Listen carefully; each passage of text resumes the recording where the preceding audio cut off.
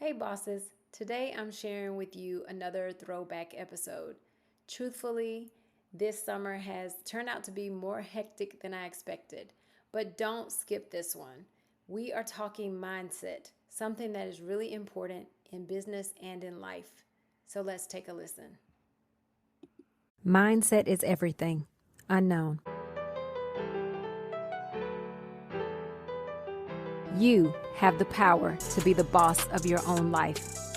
I'm your host, Monica Allen. I'm a wife, mom, entrepreneur, best-selling author, lifelong learner, and your biz bestie. I have a love and passion for all things small business.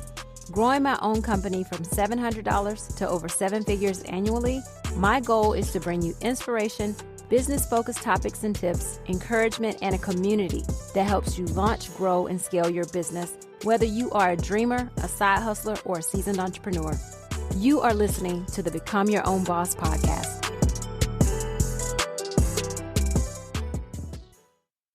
Mindset, by definition, is the idea and attitudes with which a person approaches a situation, especially when these situations are seen as being difficult to alter.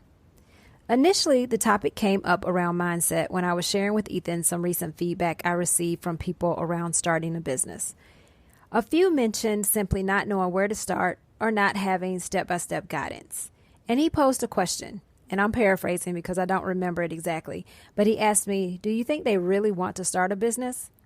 And he went on to say that with all of the resources these days, YouTube, podcasts, the internet, etc., they have the information at their fingertips. So do you think they really want to start a business? And that got me thinking. Then I ran into a young lady who expressed to me that she hates her job. And I mean, she expressed it with such disdain, I really wanted to tell her to quit next week. But of course, that's not the right thing to do. I personally think you have to be more strategic and logical, not operate on emotion around that type of thing. But that got me thinking even more. She has been with this company a while. What is holding her back from moving on to another place of employment or pursuing her dream of getting into real estate? My conclusion was mindset. Now, don't get me wrong. I know there can be constraints in life, money, time, resources, other people pulling at you, just being comfortable. But when all is said and done, I think it boils down to mindset. First, let's talk about what feeds into your mindset. And these are in no particular order, but one thing is your environment and upbringing.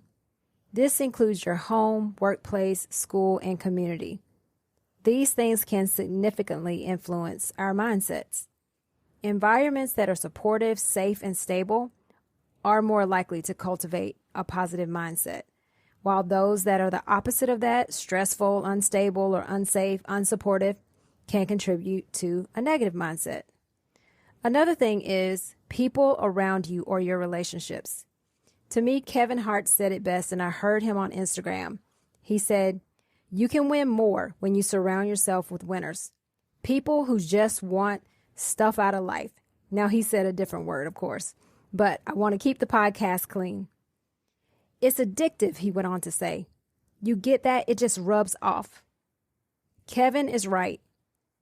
People who are successful and driven can motivate and inspire you to be your best self. They can also provide you with support and advice when you need it. On the other hand, if you surround yourself with negative people who are always complaining and putting you down, it will be very difficult to achieve your goals.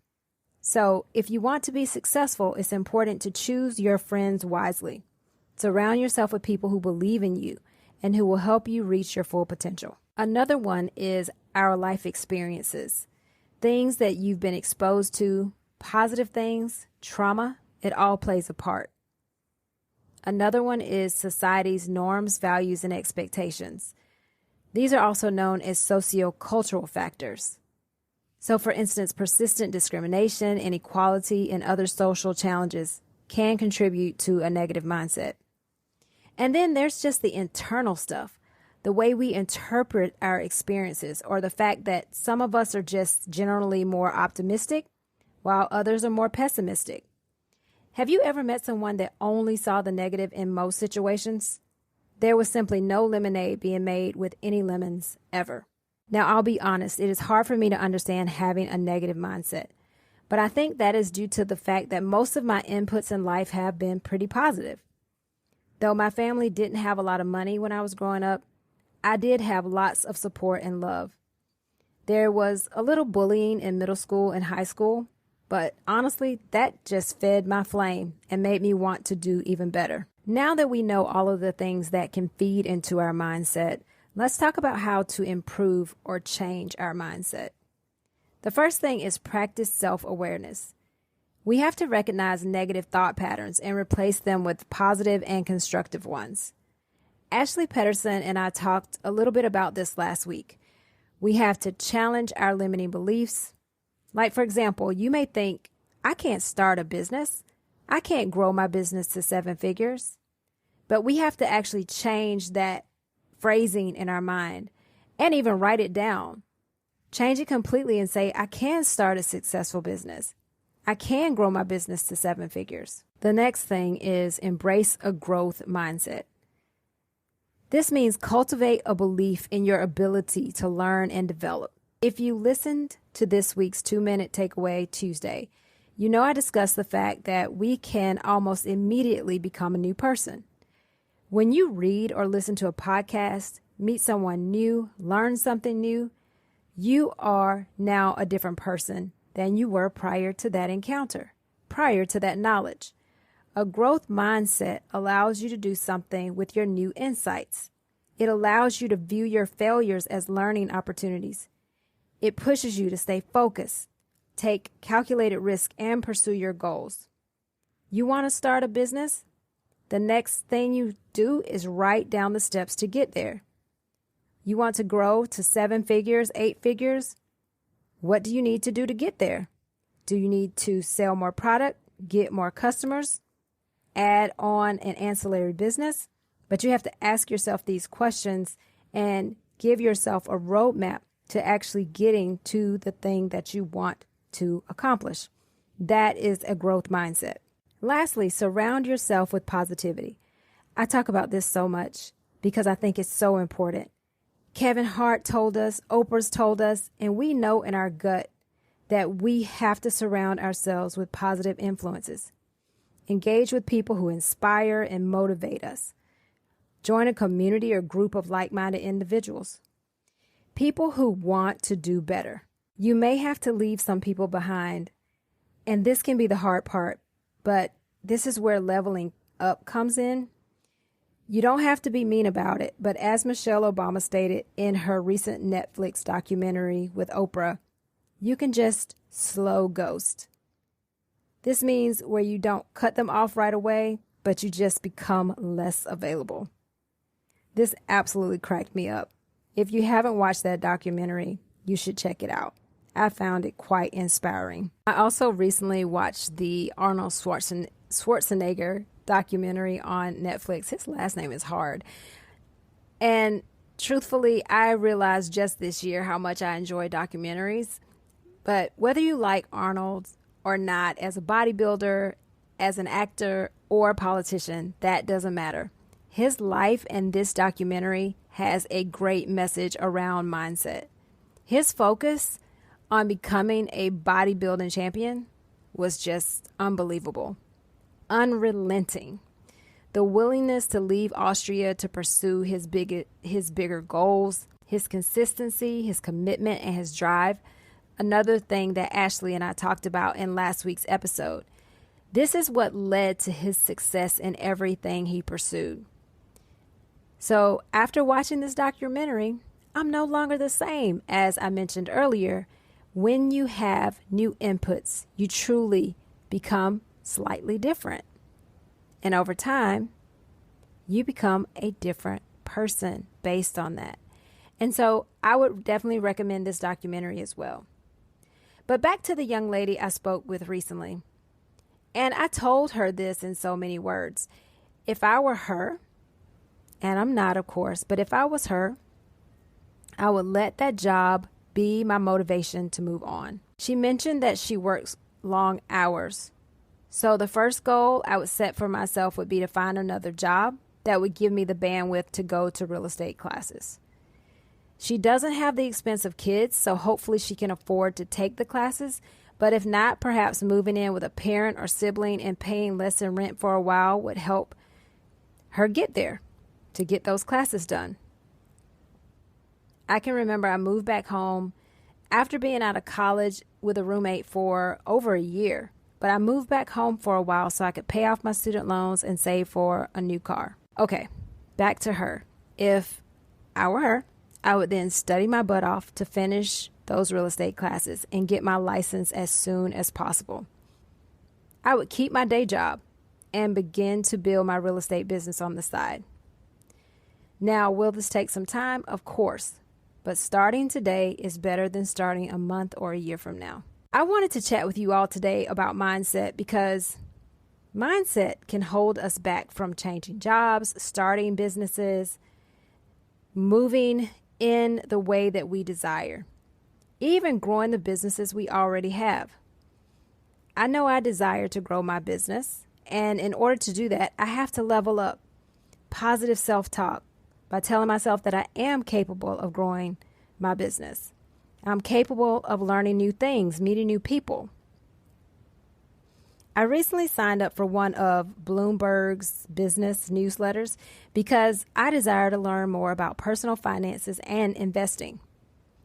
We sometimes have to find or hunt down the positive inputs that will give us the positive outputs we desire, and our mindset is what will allow us to do that. Our mindset is what will give us the drive to persevere when it gets hard. I often say that my mindset is propelled by my history. I say this because when I think back to my ancestors and what they endured, those who were enslaved, those who were born free, including my grandmother, but who was born during the Great Depression, couldn't read, and grew up on a farm, I have no excuses. She was not formally educated, but managed to buy her own house, cars, and raise 3 kids. Surely, in this time in which I live, I can accomplish so much more and pass it on to the generations that will come after me. I think of the 3 things that lend most to improvement and a change of mindset. It is truly to embrace a growth mindset. Because you see, the ability and willingness to learn and develop is key. If you can do that, you can easily practice self-awareness because you're willing to learn more about that. You're willing to learn more about yourself, your negative thoughts, your negative thought patterns, and correct that. You're open to that. You also can easily surround yourself with positivity because you're open to networking with people who may be different than what you're used to.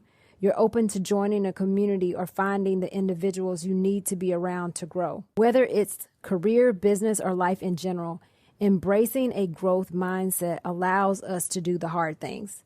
It allows us to be willing to learn about the hard things. So I just want to encourage you today to embrace a growth mindset. One of the biggest ways to do this, and I talk about it often, if you've listened to the podcast any length of time, one of the ways to do this is by actually setting goals. This will help you move forward. And truly, this is a mountaintop that I will never come down off of because setting goals and setting the steps to getting those goals done will ultimately lead you to success in your business, in your career, in your education, in your family, in your life, all of that. And I just want to say this because I'm so proud of my daughter, and I think most of us are proud of our kids. As parents, we are proud of them. But I tell you, I actually admire my daughter. She's an inspiration to me.